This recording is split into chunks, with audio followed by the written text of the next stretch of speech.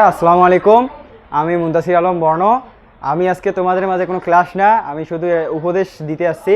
তো উপদেশটা হলো যে তোমরা এটা মূলত 2027 সালের এসএসসি ব্যাচ যাদের পরীক্ষা আগামী জানুয়ারির সম্ভবত প্রথম সপ্তাহে কি তার দ্বিতীয় সপ্তাহেই, তো তাদের পরীক্ষার বিষয়ে কিছু উপদেশ দেবো। তো উপদেশটা হলো যে তোমাদের পারিবারিক বা তোমাদের দৈনন্দিন পড়ালেখার বিষয়, সেই বিষয়ে তোমরা কীভাবে পড়বে বা কেমনে পড়বে, কীভাবে পড়লে তোমাদের ভালো হবে, কীভাবে পড়লে তোমাদের রেজাল্টটা ভালো হবে, সেই অনুযায়ী আশা করি তোমরা জানো যে বর্তমান শিক্ষা ব্যবস্থা কীরকম হার্ড এবং এর পরীক্ষা হলে গার্ড কীরকম।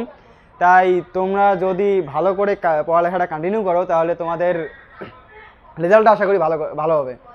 মূলত পরীক্ষা এটা কোনো সাধারণ বিষয় না। পরীক্ষা সাধারণত এসএসসি তোমাদের 10 বছর কী পড়লে, 10 বছরে তোমাদের কি কি মান উন্নয়ন হলো, তোমাদের মেধা কী মান উন্নয়ন হলো, সেটা তোমাদের এসএসসির রেজাল্টে বোঝা যাবে। ঠিক যেমন আমরা পরীক্ষা দিলাম এসএসসি 26 ব্যাচ, ঠিক তেমনই আমাদের রেজাল্ট আগামী 20 তারিখ। সেই হিসাবে আমাদের মানে মাথায় এতদিন 10 বছরে কী কী ছিল এগুলো সব প্রকাশ হবে আগামী 20 তারিখে। তো প্রথম সপ্তাহে যেহেতু তোমাদের পরীক্ষা, সেই হিসাবে আর বেশি দিন সময় নেই, 4-5 মাস, সবচেয়ে সর্বোচ্চ 4.5 মাস সময় আছে পরীক্ষার।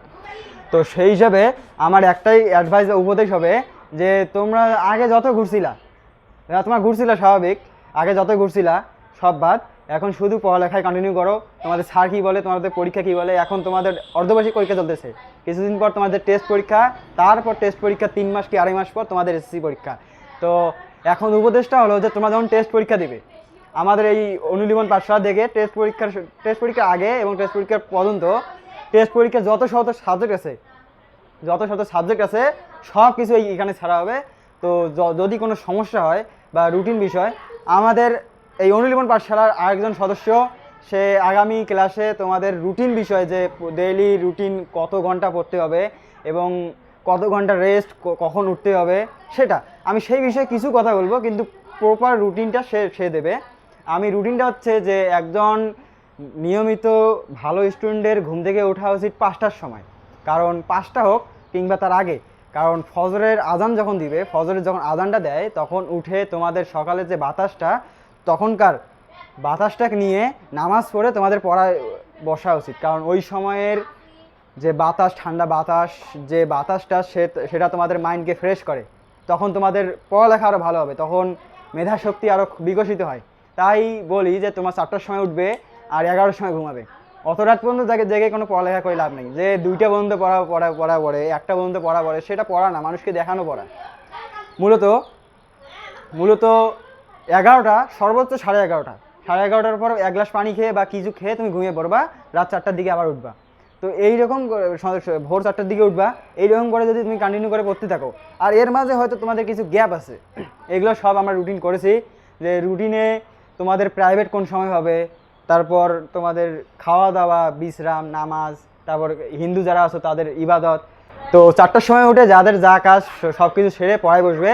তো সকাল এই যে মতো আমি বলি যে মানুষের দৈনন্দিন কাজে সব কাজের প্রথম কাজ হচ্ছে তার পারিবারিক কাজটা, কিন্তু এখন তোমাদের পারিবারিক কাজ নেই, তোমাদের সংসারে কোনো কাজ নাই, তোমাদের একমাত্র কাজ তোমরা এখন পড়ালেখা কন্টিনিউ করবে, কারণ তোমাদের আগামী 4 মাস কি 4.5 মাস পর তোমাদের এসএসসি এক্সাম। তো এসএসসি এক্সামে তো আমার এই ক্লাসটা জ্ঞানমূলক ছিল। তো নেক্সট ক্লাসে আমার রুটিন বিষয়ে কোনো একটা ক্লাস আসবে, তো ক্লাসটা আমি না, আমার বন্ধু নেবে। তো এই অনুলিমন পাঠশালার একজন সদস্য সিয়াম, সে রুটিন বিষয় আলোচনা করবে। তো কয় ঘন্টা তোমাদের পড়া উচিত। তো সব শেষে একটা কথা বলি, শেষ সময়ে এসে পড়ালেখায় কন্টিনিউ করো, কারো মনে কোনো কষ্ট দিও না এবং সবার সাথে ভালো আচরণ করো এবং বাবা মার কথা শোনো। শেষ সময় হয়তো বাবা মাই তোমাদের পাশে থাকবে, অন্য কেউ থাকবে না। এবং শিক্ষকেরা হয়তো তোমাদের পাশে থাকবে এবং তোমাদের সঠিক গাইডলাইন দেবে। তো শিক্ষকের গাইডলাইন, বাবা মার গাইডলাইন এবং তোমাদের বড় ভাই আমরা যারা আছি এবং আমরা যারা বর্তমান এসএসসি পরীক্ষার্থী, তাদের তোমরা একটু গাইডলাইন ফলো করিও। এখানে যত প্রকার ক্লাস, যত প্রকার সমস্যা, সব কিছু এই চ্যানেলে পাবা। আর যদি কখনো কোনো ক্লাস নিয়ে সমস্যা হয় তাহলে এখানে কমেন্ট বক্সে জানাবা। এই পেজের ওনার রাকিব আমাকে জানাবে, বা যেই সাবজেক্টে তোমাদের সমস্যা হবে তাদের জানাবে, সেই বিষয়ে ক্লাস নেবে। তো আজকে এই পর্যন্তই আমার জ্ঞানমূলক কথা, আমি এই পর্যন্ত শেষ করলাম। আসসালামু আলাইকুম।